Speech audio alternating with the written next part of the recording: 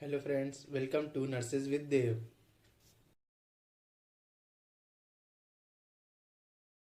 So friends, today we are going to discuss about a topic concept of disease prevention.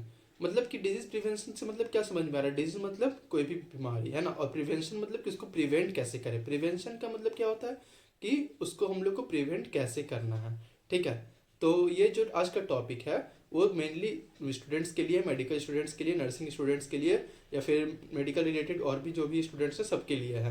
क्योंकि level of prevention जो है वो easily clear नहीं हो पाता है। तो आज मैं बहुत ही इजी तरीका से आप लोगों का कॉन्सेप्ट क्लियर करने वाला हूँ, और ये नॉर्मल पीपल भी अगर चाहे तो ये समझ सकते हैं, क्योंकि डिजीज प्रिवेंशन सबके लिए इम्पॉर्टेंट है। ओके, तो फर्स्ट हम लोग देखेंगे कि लेवल ऑफ प्रिवेंशन क्या क्या है। तो कुछ कुछ लेवल होते हैं प्रिवेंशन का। जो फर्स्ट लेवल होता है उसको हम लोग प्राइमोर्डियल प्रिवेंशन बोलते हैं। तो प्राइमोर्डियल प्रिवेंशन क्या होता है? तो प्राइमोर्डियल प्रिवेंशन होता है उसमें जो रिस्क है, ठीक है, अगर मान लीजिए कोई डिजीज है तो वो डिजीज होने का रिस्क नहीं है। ठीक है, जब वो डिजीज होने का रिस्क भी नहीं है और डिजीज भी नहीं है, ठीक ना, तो उस समय, और उसका कोई कॉम्प्लिकेशंस भी नहीं है, तो उस समय अगर हम लोग जब प्रिवेंट करेंगे तो वो हो गया प्राइमोडियल प्रिवेंशन।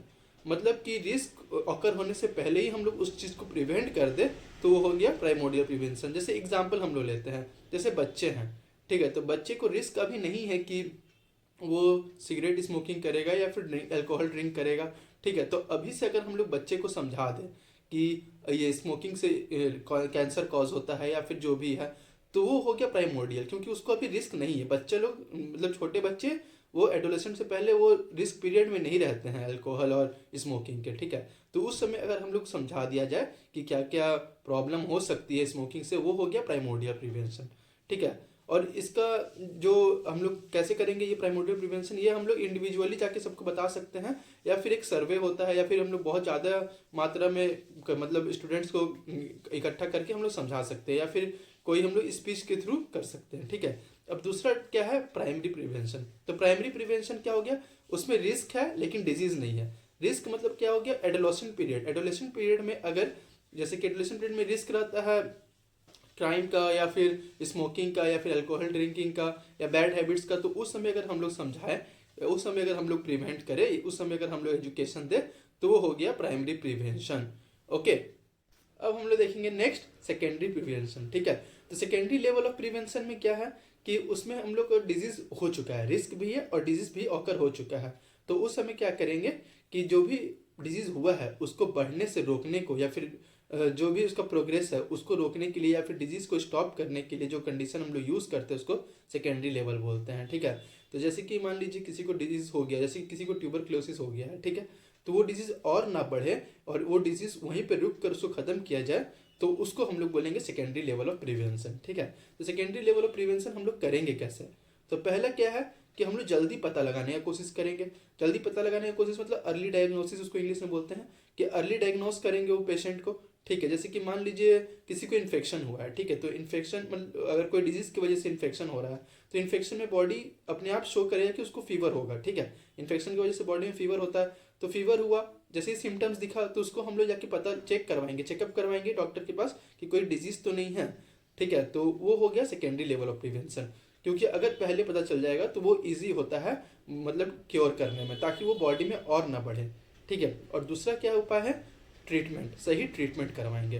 ठीक है, अरे मान लीजिए ट्यूबरक्लोसिस है किसी को, तो ट्यूबरक्लोसिस में सिम्टम्स क्या दिख रहा है कि उसको खांसी हो रहा है। ठीक है, तो खांसी में जाके जब उसको देखा कि वो 1 वीक से या 2 वीक से ऊपर हो रहा है, खांसी हो रहा है, तो वो जाके पहले पता लगवाएगा, पहले जाके चेकअप करवाएगा। चेकअप करवाया और ट्यूबरक्लोसिस पता चल गया कि उसको ट्यूबरक्लोसिस है, तो वो सही ट्रीटमेंट लेगा। ट्रीटमेंट की वजह से वो डिजीज वहाँ पे रुकेगा और वो डिजीज क्या होगा? स्टॉप हो जाएगा। ठीक है, ये हो गया सेकेंडरी लेवल ऑफ प्रिवेंशन।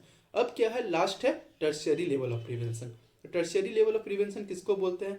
इसमें तो डिजीज भी है, रिस्क भी है, और क्या है? कॉम्प्लिकेशंस भी प्रेजेंट है। ठीक है, तो कॉम्प्लिकेशंस मतलब क्या हुआ? कॉम्प्लिकेशन मतलब हुआ कि कोई डिजीज की वजह से कोई कॉम्प्लिकेशन, मतलब कि जैसे कि अगर किसी को कैंसर हो चुका है, ठीक है, तो उस वजह से कॉम्प्लिकेशंस हो गया है कि उसका इम्यूनिटी कमजोर हो गया है, या फिर ब्लड में प्रॉब्लम हो गया है। ठीक है, तो उसको हम लोग रिड्यूस करेंगे, उसका लिमिटेशन करेंगे। ठीक है, या फिर किसी को HIV का प्रॉब्लम हो गया है, HIV हो गया है, तो उसका इम्यूनिटी पूरा कम हो गया है। ठीक है, तो उसका कॉम्प्लिकेशन हो गया इम्यूनिटी कम करना होगा।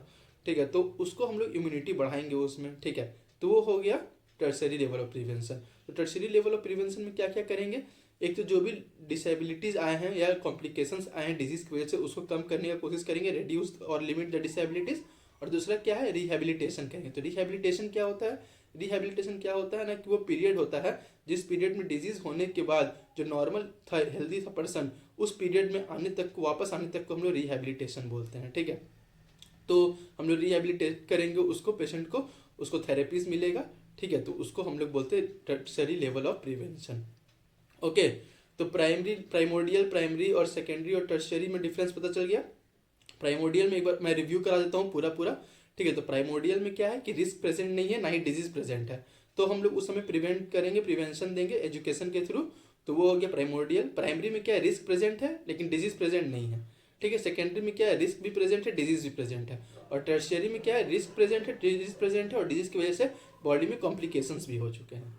ओके, अगर कोई क्वेरी हो तो कमेंट बॉक्स जरूर अपना क्वेरी डालें, मैं सारा क्वेरी क्लियर कर दूंगा। और कोशिश था आज कि इजली समझ में आ जाए ये लेवल ऑफ प्रिवेंशन, क्योंकि ये इजली समझ में नहीं आता है।